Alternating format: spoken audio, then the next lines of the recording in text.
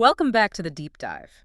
This is where we don't just skim the surface. We really get in there, roll up our sleeves, look at the sources, and give you that shortcut to being really well informed. That's the goal. We try to distill the core ideas from the material you bring us. Ah. And today, this is a good one, we're diving into session 22 of the early sessions, book 1 of the Seth material. Yeah, and let's get specific, because context is everything here.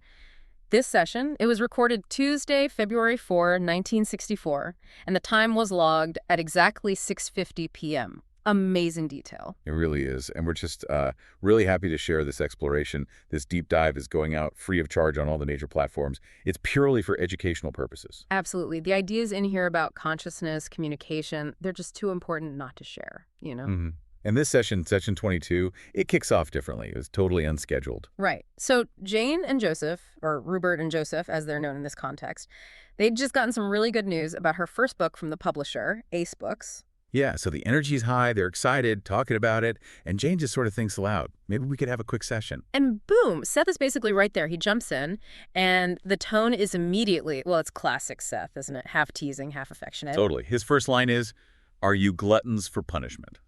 Huh. You just gotta love that. It tells you straight away this isn't some stiff, formal thing. It's familiar.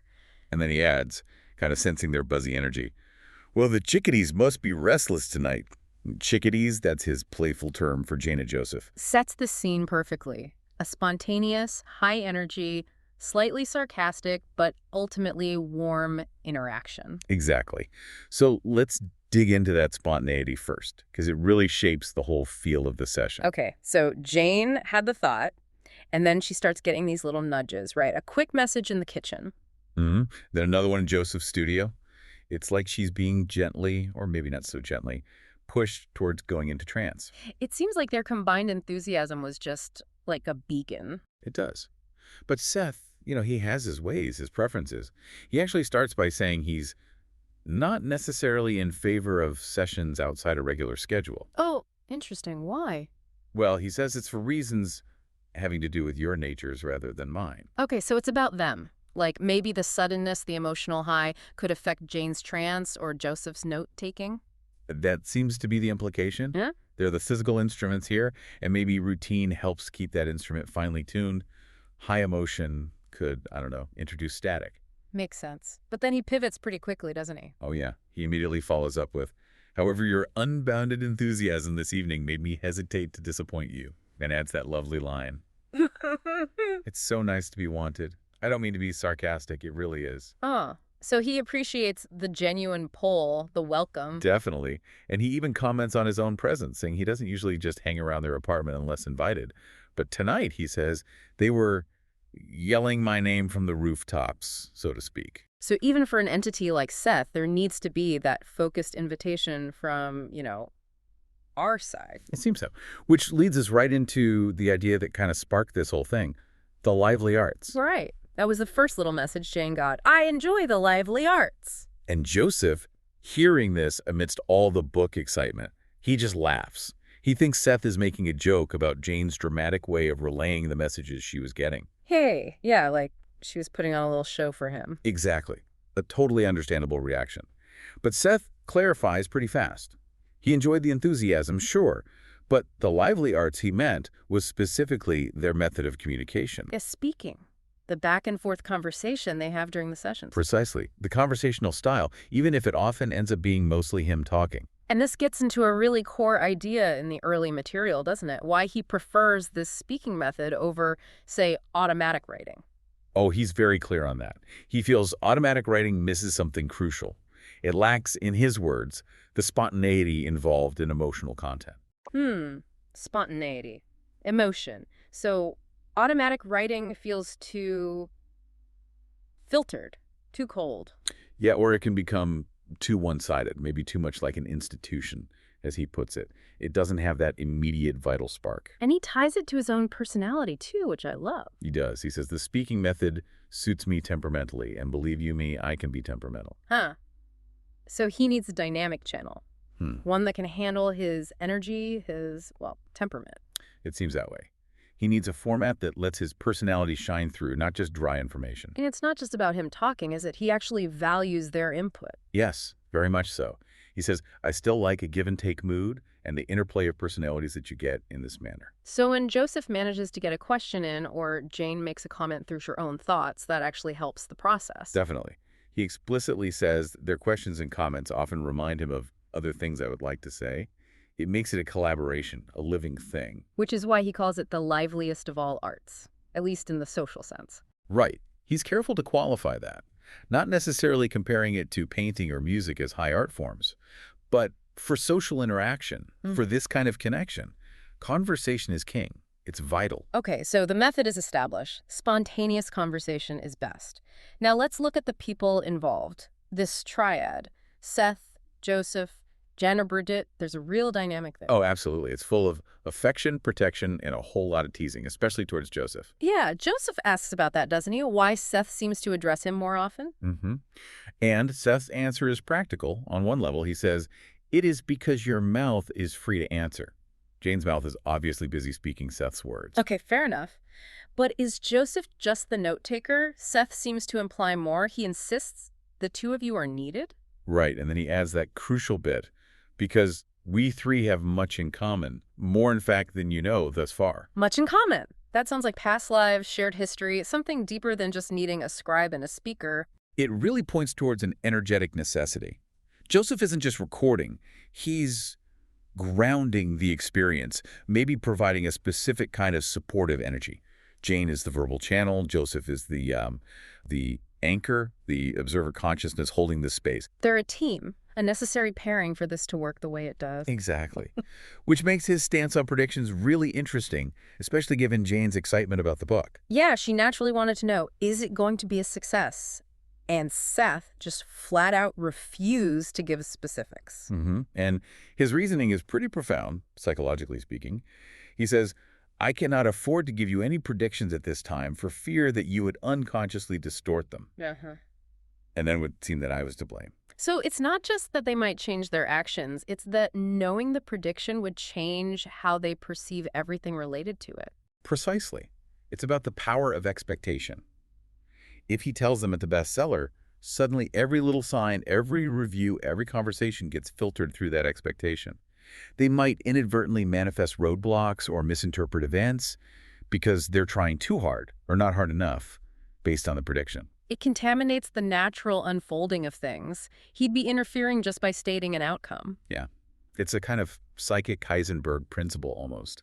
Observing it, predicting it, changes it. And this connects back to what he said about communication methods. He distrusts the written word, too, right? He does. He admits, I have never completely trusted the written word half as much as I trust the spoken word. And on your plane, it is difficult to trust either. Difficult to trust either. That's quite a statement about physical reality. And again, there's an aesthetic reason, too. He finds seeing his ideas turned into plain black and white words on a page of paper seems dull and uninteresting. Like the life drains out of it when it's fixed in print. Something like that. The vitality gets lost, which actually leads perfectly into Joseph's next question.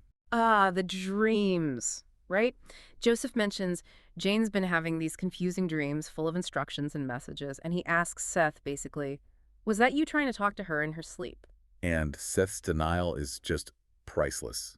So affectionate, so perfectly delivered according to the notes. He says, I was not trying to reach Ruburt in her sleep. Even I am not so bold as that. A woman's slumber is, after all, a private and sacred thing. Huh. You can just hear the tone, can't you? Slightly mocking, slightly prim, totally humorous. Exactly. And Seth immediately points that out himself. He uses it as proof of why the spoken word is better. He asks Joseph to notice how prim that last sentence would sound if it were merely written down without the lively, slightly sardonic inflection which I managed to give to Rupert's voice. Good point. The tone carries so much meaning that print just loses. The humor, the affection, it's all in the delivery. But he does explain where the dream stuff was coming from. Not Seth, then. Nope. It was, and this is key, Rupert's own entity. The information was flooding in because, as Seth puts it, her inner senses were indeed wide open. She forgot to close them before she went to bed. Whoa, okay. Let's break that down. Jane is the everyday person. Ruburt is the trans personality, the part of herself that channels Seth. But the entity. That's the whole big self, right? Across all the understanding, yes. The totality of her consciousness. So, essentially, Jane or Ruburt left the psychic back door open, And instead of Seth coming through the front door by invitation, a whole library of information from her own larger self started pouring in, kind of unfiltered. Leading to confusion and mixed messages in her dreams, like trying to drink from a fire hose when you just wanted a sip of water. Good analogy. It highlights the need for, let's call it spiritual hygiene, managing your own inner senses. Okay, this idea of inner senses being open or closed leads us right into the more technical part. The camouflage patterns. This sounds important. Oh, it's fundamental. This is where Seth explains how the communication actually works, how his non-physical data becomes perceivable words. We really need to grasp this. Right. So he says the data he sends is not actually sound on my part. It's not like he's making English words in some other dimension. Exactly. It's more like pure energy, pure thought, pure information.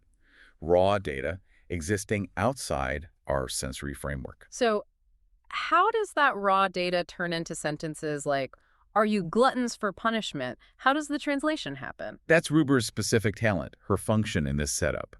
Because Jean Ruburt deals in words, she's a writer, her mind works that way, she can automatically, instantaneously translate that inner nonverbal data stream Into words. into what Seth calls coherent, valid, and faithful camouflage patterns. Camouflage. That word is so loaded. So the words we hear, the sentences Joseph writes down, they're just a disguise. A functional costume for the real underlying energy. That's the concept. The physical plane, our senses, can't perceive the raw data directly. So it needs to be dressed up in a pattern we can perceive, in this case, sound and language. And for Ruburt, this happens instantly. Apparently so, through the inner workings of the mind, the inner senses, and the brain. But, and this is crucial, the type of camouflage depends on the receiver's natural inclination. Ruburt is geared for audio-verbal patterns. Which Seth says is the easiest route for this kind of communication. Right. Now compare that to Joseph. Seth says Joseph is more sensitive to inner visual data. So if Joseph were the main channel, the information might come through as images, pictures. Exactly. Which, as Seth points out, would then frequently need interpretation to be turned into words. It adds another layer of translation, another potential spot for distortion. Imagine trying to dictate a philosophical argument that you're receiving as a stream of complex images. That sounds incredibly difficult. Yeah, much harder than Rubert's seemingly direct audio feed. Seth even sympathizes with Joseph's handwork, just taking the notes. So recognizing Joseph's visual strength, Seth encourages him to develop that, but also maybe other inner senses too. Yes. Joseph actually shares an exercise he'd tried earlier that day. He was looking at things in the room, like a vase, and trying to use his mind's eye to travel around these objects so that I could picture within the far side of them. So not just imagining it, but trying to perceive the unseen parts using an inner sense. That's the goal, yeah. Pushing beyond the limits of physical sight. Did he do anything else? Yeah, he expanded it. He visualized walking across the local Walnut Street Bridge. But again, not just seeing it mentally. He tried to feel the wooden planks, sense the lights, even reach out and envelop the feeling of the house and trees on each side, to sense them as if by touch. Wow. That's like activating multiple inner senses at once. Inner sight, inner touch, inner feeling. Intense, right. And Seth's reaction. Totally validating. What did he say? He confirmed. Your experience yesterday, Joseph, was an exercise of the inner senses, and one that you should try for again and again.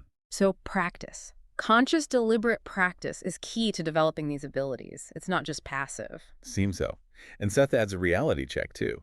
He notes that Ruburt is still far from proficiency in inner vision, just like Joseph is far from easily translating data into audio. They each have their strength and areas for development. So the challenge for anyone trying this is twofold. Receive the data clearly and translate it accurately into whatever camouflage pattern works best for you, be it words, images, feelings. Exactly. And the consistency of Rubert's translation into words is a big part of what makes this material so unique. Okay. Now, from inner senses, the conversation takes this really unexpected turn into sculpture. Yeah, it flows naturally from Joseph thinking about his own creative outlets. He's visually oriented, he's an artist, so he asks Seth about trying wood carving. Right. He asks if he could carve a likeness of Seth, guided by his inner senses. And Seth is encouraging, playful about it. It would if you look for it. It might be fun, certainly, to try. Standard supportive stuff. But then Seth just drops this major critique of sculpture itself. And it seems to completely flip conventional thinking about art. What does he say? He says he feels sculpture is a more imprisoning form than painting, music, or poetry. More impressive. Wait. Usually we think of sculpture as powerful because it's so physical, right? You can walk around it, touch it, see its depth and weight. Right. It engages multiple outer senses. That's the standard view, Yeah. absolutely. More senses engaged equals more impact, more reality. So why does Seth see the opposite? Why imprisoning? It goes right back to the camouflage patterns. Hmm. A painting is flat. Music is vibration, gone in an instant. Poetry works through the suggestion, rhythm. They're less physically concrete than a solid block of carved wood or stone. Okay. So Seth argues the outer senses react to the camouflage. The more senses the physical form appeals to sight, touch, depth perception, the more bound the artwork is to you by so many ties. Ties to the physical senses, the physical reality pattern. Exactly. And because it's so tightly bound to the physical camouflage, the original vitality, the raw energy, the non-physical idea behind the art gets locked inside it. It's imprisoned by the very completeness of its physical form. Whoa. Okay, so the statue imprisons vitality more than a painting or musical composition or poem. The better it mimics physical reality for our outer senses, the less the inner reality, the energy, can flow through. That's the radical idea he's presenting. It's a fundamental critique, not just of art, but of how we perceive reality through physical forms. Our own bodies perhaps being the ultimate sculpture that limits the full expression of our entity's vitality. So the best art in this view might be the art that's more abstract, more suggestive, the kind that forces you to use your inner senses to grasp the vitality behind the imperfect camouflage. That seems to be the implication. It completely flips aesthetics on its head. We usually praise perfect execution of form, but maybe we should value the form that lets the most energy leak through. Mind blown. And Seth apparently meant to bring this up earlier. Yeah, he mentions that, maybe picking up on Joseph's thoughts about his own art. And then right after delivering that bombshell, he quickly shifts gears, says he doesn't want to wear out my welcome, and brings the session back to a lighter, more personal note. Classic timing. Okay, so the end of the session, it gets more relaxed, right? Yeah. Family stuff. Yeah, it Yeah. becomes more conversational. He touches on the sheer amount of information involved. If he were to try and give a full rundown on, say, all their relatives just in this one lifetime. He kind of emphasizes the scale of it all. He says, imagine trying to explain your own family tree and history to someone else just in this lifetime. He points out there is, after all, literally a stupendous amount of information, and even though he could perceive it, translating it all to the spoken word is just impossible. It puts the snippets we do get into perspective. We're getting highly filtered highlights from an ocean of data. Exactly. But he does offer one very specific, very touching detail. He confirms he's met Jane's deceased grandfather. Oh, wow. What did he say? He relayed that the grandfather called Jane his good kiddo. And the notes clarify that specific phrase was basically the highest compliment that particular man ever gave. That's incredible validation. Small detail, huge impact, delivered with warmth. Definitely. And then, almost immediately, he switches back to teasing Joseph. Of course. Joseph must have been wondering again if Seth played favorites. Seems like it. Seth says, I'm equally fond of you both, but then explains the teasing. It is just so much fun to taunt you. I always did, and you always taunted me back. Always did. So this playful dynamic goes way back, lifetimes back. That's the clear implication. This isn't new. It's a continuation of a very old, very affectionate relationship pattern. And he gives a specific example, right, about Jane being protective. Yeah, he brings up a time Joseph was sick, and apparently Jane, as Ruburt, maybe reflecting her deeper personality, was super anxious, guarding him like a mother hen, you egghead. Huh. Mother hen and egghead in the same breath. That perfectly captures their dynamic, doesn't it? Jane's nurturing, maybe slightly anxious side, and Joseph's intellectual focus. Totally. And Seth points out that some things about a personality never change. These core traits persist. So before he wraps up, there's some practical stuff about recording. Yes, he pushes them again. Either borrow a recorder or dispense with notes. He clearly wants more efficient method, less strain on Joseph. Makes sense. And a party? He promises one. Huh. Someday we'll have a party, and we will have a good old informal time of it, though not, of course, like Denmark. Like Denmark. Another one of those cryptic inside jokes hinting at shared past experiences. Something they'll get down to brass tacks on later, he says. And then he signs off. Pretty much. A final little jab at Joseph's hardworking fingers. They're not falling off, Yeah. but also making it clear that these unscheduled sessions are the exception. Too much of a good thing, He gets the last laugh, keeping it light right to the very end. And Jane's comment after coming out of trance is interesting, too. She says, when Seth gets warm and emotional, It always throws me. I never know quite what to do. So those moments of direct personal connection were actually the most intense or unsettling for her conscious mind to process. It seems so. The philosophical stuff, maybe easier. The direct emotion, harder to handle. Okay. Wow, what a session. Let's try and pull together the main threads here. What are the big takeaways from this deep dive into session 22? Well, first, I'd say the absolute value Seth places on spontaneous conversation as the ideal communication method, the liveliest art. It's about personality, emotion, that give and take, not just dry data transfer like he felt automatic writing could become. Right. Second, the whole concept of camouflage patterns, understanding that what we perceive, words, sights, sounds, are just translations, functional disguises for raw, underlying energy or data processed through our inner senses. Reality is a translation. hmm And third, that really provocative idea about sculpture and physical form in general, the notion that the more a form appeals to our outer senses, the more it might actually imprison the underlying vitality or energy. That's a huge reversal of how we usually think. It really is. Which leaves us with, I think, a pretty big question to chew on, based on that last point. Go for it. If physical forms, like sculpture, can imprison vitality by being too tied to our outer senses, what vitality, what energy, what aspects of consciousness are we missing or imprisoning in our everyday lives by relying so heavily, almost exclusively, on our five physical senses? What gets locked away because we demand everything fit into that physical camouflage pattern? That's the challenge, isn't it? Pushing beyond the camouflage. If these ideas intrigue you, if you want to explore inner senses, consciousness, the nature of reality further, you really have to go to the source. Absolutely. We highly encourage you to read the Seth material for yourself. This session is from the early sessions, book 1, and the publisher is the New Awareness Network. Please do check out the books, and you can visit the New Awareness Network website and bookstore for more resources. That's at https.sethcenter.com/Ruli Sessions. It's been fascinating unpacking this one. Thanks for diving deep with us. Always a pleasure. We'll catch you on the next one.